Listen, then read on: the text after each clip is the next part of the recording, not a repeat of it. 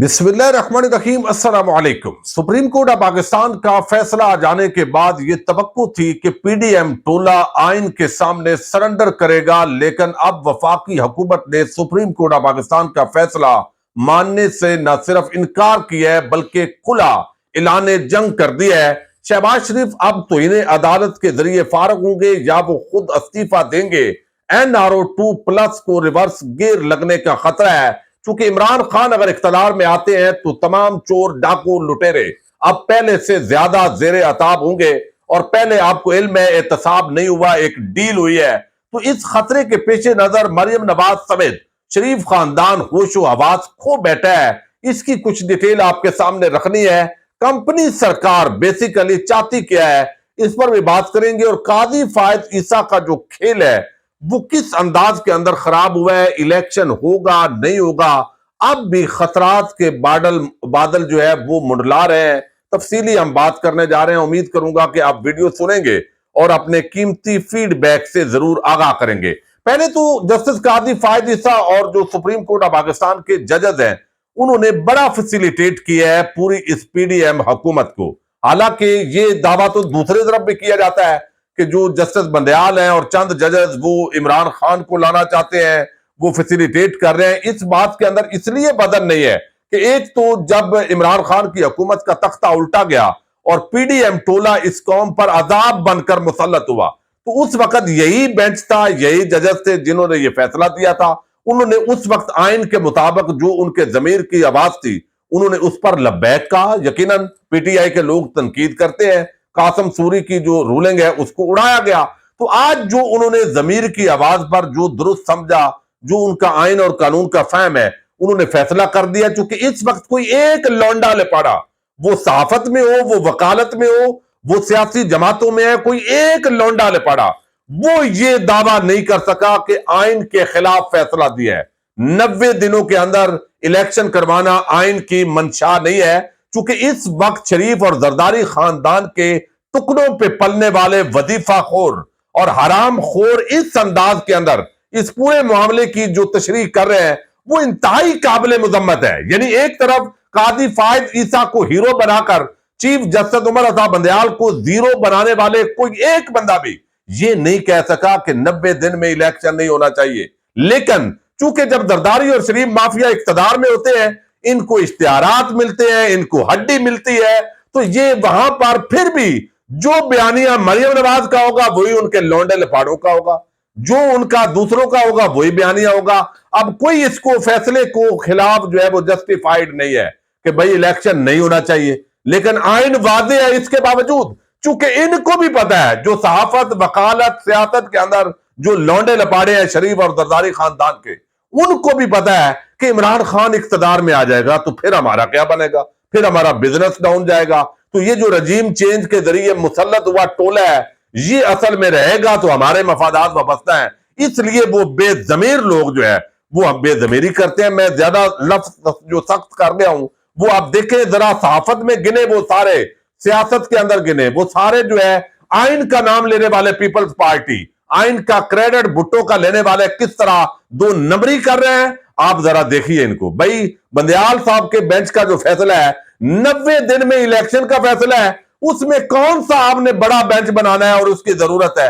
या तो आप कहें कि ये खिलाफ आइन फैसला है। दूसरी तरफ आप देखिए काजी फायद ईसा जो मुअज़्ज़ज़ जस्टिस साहब हैं, वो हमेशा फैसिलिटेट कर रहे हैं। अदैबिया पेपर मिल केस को बंद करने के वक्त वो आजादी इज़हारे राय के ये चैंपियन जो जज साहब है, इन्होंने टीवी चैनल्स पर उस पर बात करने पर पाबंदी लगा दी थी।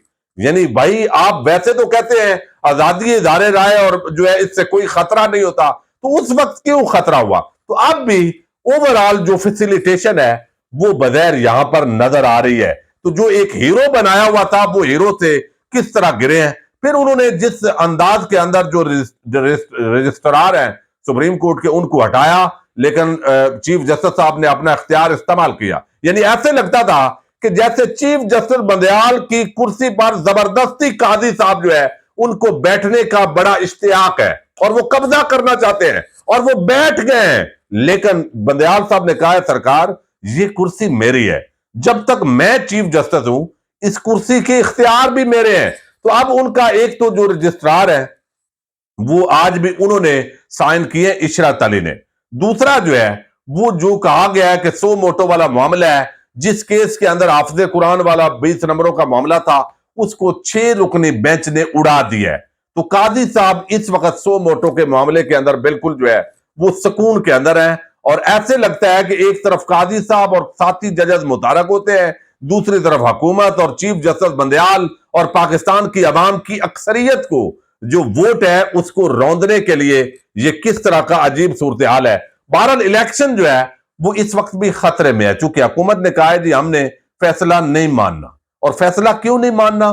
بھئی کوئی اس کی جسٹیفیکیشن نہیں ہے، چونکہ بظاہر ایسے لگتا ہے اب تو یہ باتیں بالکل ثابت شدہ نظر آ رہی ہیں، بادی نظر کے اندر کوئی بھی بندہ یعنی جو ہے وہ سمجھ سکتا ہے کہ ان کے ساتھ ایک ڈیل ہوئی، این آر او ہوا مبینہ طور پر، اور اس ڈیل کے ذریعے عمران خان کی سیاست ختم ہونی تھی، انہوں نے اقتدار پہ مسلط ہونا تھا۔ اب سودے بازی میں کس نے زرداری خاندان یا شریف خاندان سے کتنا وصول کیا، اس کا کوئی ثبوت کسی کے پاس نہیں ہے، لیکن 1 سال تک پاکستانی قوم پر عذاب کی طرح مسلط ہونے والا یہ ٹولہ، اور پچھلے 50-60 سالوں میں یہی لوگ ہیں جنہوں نے اس ملک کو بربادی کی جگہ پہ پہنچایا ہے۔ تو بغیر جو طاقتور حلقے اور یہ پورا جو ایک گٹھ جوڑ ہے وہ ایسے لگ رہا ہے کہ وہ جو ڈیل ہے وہ خراب ہونے کا خطرہ ہے، اور خراب چونکہ ہوگی، دیر ہے الیکشن ہوں گے تو وہ ڈیل تو خراب ہوگی، چونکہ عوام نے ان کو تو ووٹ نہیں دینا، عوام نے عمران خان اور تحریک انصاف کو ووٹ دینا ہے۔ تمام سروے یہ کہہ رہے ہیں، تمام ایجنسیز کی رپورٹ یہ کہہ رہی ہے، اسی لیے تو الیکشن سے بھاگ رہے ہیں، اسی لیے تو آئین اور سپریم کورٹ کے فیصلے کو مان نہیں رہے، اور اپنے جو صحافتی جو باقی لوگ ہیں ان کی خدمات جو ہے وہ لے رہے ہیں۔ اب یہاں پر جو ہے وہ ایک تو یہ معاملہ ہے، اب دوسری طرف جو ہے وہ آپ دیکھیے، میں مریم نواز کی آپ کو پہلے تو آپ کو ایک خاتون ہے، غریدہ نام ہے ان کا صحافت میں، آپ ذرا دیکھیے اس پورا جو میں لونڈے لپاڑوں کا آپ کو کہہ رہا ہوں نا، میرے منصور وہ تو پی ٹی آئی کے لوگوں کو کہتے ہیں نا جو حمایت کرتے ہیں، بیسک یہ لونڈے لپاڑے ہیں اور لپاڑیاں ہیں۔ اب ذرا چیک کریں، کہتی ہے وزیر اعظم شہباز شریف کی حکومت پر سپریم کورٹ فیصلہ تسلیم نہ کرنے کی صورت میں توہین عدالت لاگو نہیں کی جا سکتی، کیونکہ ایسا کرنے کی صورت میں اور ملک میں انتشاری غیر یقینی کیفیت پھیلائے جانے کی صورت میں غیر جمہوری آپشن کی راہ خود اعلی عدلیہ کی جانب سے ہی ہموار کی جائے گی۔ 1 اور 4 اپریل یعنی بھٹو کے ساتھ ان کو ملا رہی ہیں، اور آج جو بھٹو کے نام پر یہ انکوائریاں اور وہ کیس اور ریفرنس کھولنے کی بات شہباز شریف کر رہا ہے، شرم نہیں آئی ویسے آپ کو؟ کہ یعنی آپ وہ لوگ تھے جو بھٹو کے بیٹے تھے، آپ بھٹو کے نہیں، ضیاء الحق کے، ضیاء الحق زندہ باد اور بھٹو مردہ باد کے نعرے لگانے والے، جلسوں کے اندر بھٹو کو برا بھلا کہنے والے، اور ضیاء الحق کے ذریعے اپنے سیاست کر کے آپ کہاں پہ یعنی آپ کی اتنے تضادات ہیں۔ اب یہاں پر جو مریم نواز ہے، میں تھوڑا سا آپ کے سامنے رکھنا چاہتا ہوں تاکہ اندازہ ہو کہ معاملات جو ہے وہ کہاں تک پہنچ گئے ہیں اور کس سطح تک پہنچائے گئے ہیں۔ اب جو ہے وہ کہا گیا مریم نواز، چونکہ وفاقی کابینہ نے کہا ہے جی ہم اس فیصلے پر عمل درآمد نہیں کر سکتے۔ اب اس کا سادہ مطلب یہ ہے کہ ہم نے عمل درآمد نہیں کرنا، ہم نے پیسے بھی نہیں دینے، ہم نے اس پر جو بھی سیکورٹی فورسز نہیں دینی، جو بھی کیا آپ نے وہ کر لیں، آپ سپریم کورٹ کا جو فیصلہ ہے وہ ہم نے نہیں ماننا۔ اس کا وزیر قانون وزیر اعظم سارے باضابطہ اعلان کر چکے ہیں، طریقے کے ساتھ، الفاظ مختلف ہیں، معنی ایک ہے کہ سپریم کورٹ کا فیصلہ ہم نے نہیں ماننا۔ اب اس کا امپیکٹ کیا ہوگا؟ امپیکٹ یہ ہوگا کہ شہباز شریف کے خلاف توہین عدالت لگے گی، توہین عدالت لگے گی تو الٹیمیٹلی ظاہر ہے بہت سارے اور لوگ ان کے خلاف بھی لگے گی، اور پھر یہ جو ہے توہین عدالت میں ان کو سزا ہوگی، جیسے یوسف رضا گیلانی کو ہی، اور یہ نااہل ہو جائیں گے، چونکہ آگے ان کو امید ہے کہ جو ججز آ رہے ہیں قاضی فائز عیسیٰ صاحب اینڈ کمپنی، تو وہ توہین عدالت میں سزا دینے کے خلاف ہیں، تو یہ ان کی سزا ختم ہو جائے گی اور دوبارہ وہ سیاست میں آ جائیں گے، پھر پھولوں کے ہار پہنائے جائیں گے۔ اس وقت ججز کو لڑوا کر جو کھیل ہمیشہ شریف خاندان کھیلتا ہے یہ بھی کھیل رہا ہے، لیکن ججز صاحب جو ہے قاضی فائز عیسیٰ صاحب تو پوری طرح لگتا ہے ایکسپوز ہو گئے اس معاملے کے اندر، حالانکہ لوگ ان کو بڑا سنجیدہ اور آئین کے ساتھ کھڑا ہونے والا بندہ سمجھتے تھے، لیکن وہ آئین کی بجائے وہ زرداری اور شریف کے ساتھ جو ہے وہ اس وقت نظر آ رہے ہیں۔ تو اب توہین عدالت کے ذریعے شہباز شریف نے فارغ ہونا ہے، اور فارغ ہو کے وہ کہتے ہیں پھر بھی کیا ہوگا، اس میں ٹائم ضائع ہوگا، ٹائم ضائع ہوگا تو آہستہ آہستہ مہینہ ڈیڑھ اس میں لے لیں گے،